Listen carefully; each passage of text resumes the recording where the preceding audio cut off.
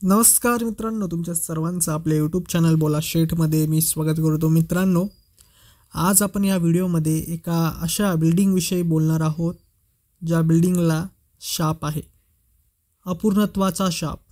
Yes मित्रांनो, north Korea आणि south Korea हे दोन देश जे आहेत ना, ते शेजारी आहे पण पक्के वैरी आहे. साऊथ कोरियाने एक असा निर्णय घेतला की आपल्या देशामध्ये पर्यटन वाढवायचं असेल तर आपल्याला सुद्धा बुर्ज खलिफासारखी एक मोठी बिल्डिंग बांधावं लागेल. आणि साऊथ कोरियाने काय केलं, बांधली एक मोठी बिल्डिंग. पण मग त्यांच्या शेजारी असणारा तो नॉर्थ कोरिया म्हणजेच आपला लाडका तानाशाह हुकुमशहा किम जोंग उन याचा देश, या देशाच्या पोटात दुखायला लागला की नाही, यांनी एवढी मोठी बिल्डिंग बांधली तर आपण का मागं राहायचं, आपण पण बांधायचं. आणि त्याच्यामुळे आपले किम जोंग उंग आहे यांनी काय केलं, यांनी पण एक मोठी बिल्डिंग बांधायचा निर्णय घेतला. आणि त्या बिल्डिंगचा जो शेप होता तो मित्रांनो त्रिकोणाकृती होता. आता ही जी बिल्डिंग आहे ती त्यांनी बांधायला सुरुवात केली 1986ला. पण मित्रांनो, त्या बिल्डिंगचं काम जसं सुरू केल्यानंतरून प्रत्येक वेळेस त्या बिल्डिंगच्या कामामध्ये काही ना काही विघ्न येत गेले आणि ते बिल्डिंगचं काम अपूर्णच राहत गेलं आणि ते पुढे ढकललं गेलं. आणि या बिल्डिंगवरती आत्तापर्यंत 55 अब्ज एवढा खर्च झालेला आहे. आता ही जर बिल्डिंग पूर्ण झाली असती तर आज ही पूर्ण जगातली 7व्या नंबरची मोठी बिल्डिंग असते. आणि ही बिल्डिंग जी आहे ना, ती बुर्ज खलिफापेक्षा सुद्धा उंच आहे. पण मित्रांनो, हे बिल्डिंगला शाप आहे. जवळपास या बिल्डिंगमध्ये 105 रूम्स आहेत.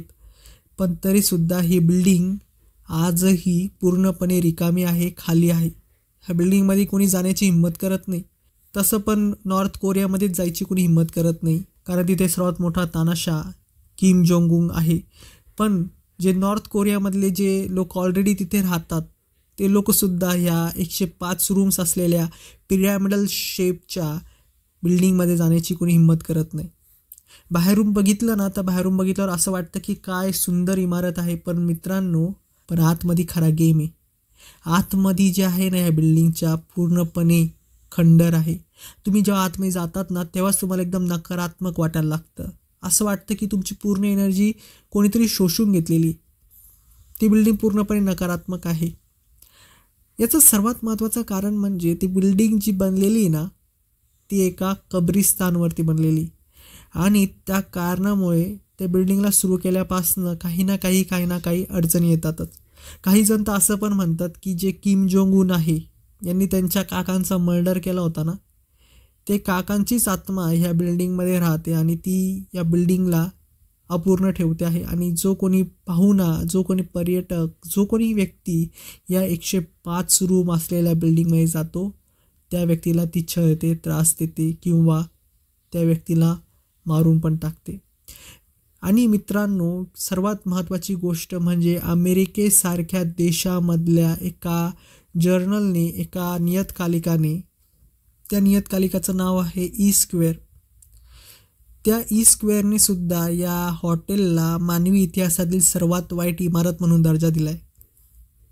आणि ह्या इमारतीचं नाव आहे मित्रांनो युक्योंग, किंवा या इमारतीलाच युक्योंग हॉटेल असं सुद्धा म्हणतात. तर मित्रांनो, तुम्हाला काय वाटतं, का कोणी लोक जात नसतील या इमारतीमध्ये? का ही इमारत जी आहे ती अजूनही खंडर स्वरूपाची आहे किंवा पूर्ण होऊन सुद्धा अपूर्ण आहे आणि आजही लोक या इमारतीमध्ये जाण्यास कचरतात? तुम्ही नक्कीच या व्हिडिओ खाली कमेंट्स करा. आणि जर तुम्हाला व्हिडिओ आवडला असेल तर लाईक करा, शेअर करा आणि सबस्क्राईब करा. जय हिंद.